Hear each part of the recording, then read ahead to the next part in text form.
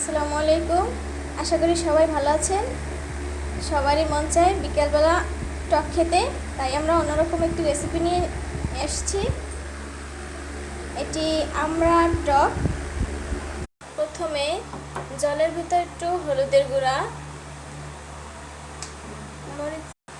মরিচের গুঁড়ো, স্বাদ মতো লবণ।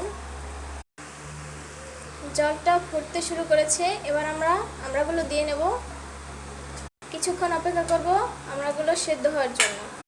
এরপর ঢাকা দিয়ে দিতে হবে সেদ্ধ হওয়ার জন্য। ঝোলটা ঘন করার জন্য কিছুটা আমরা ভেঙে দিলাম। দেখুন ঝোলটা কত ঘন হয়ে গেছে। এবার আমরা ফোড়ন দিয়ে নেব। আলাদা একটা কড়াই নিয়ে নিলাম। এবার কড়াইতে সরিষার তেল, সরিষা ভালোভাবে ভেজে নিচ্ছি। ফোড়নটা দিয়ে নিলাম।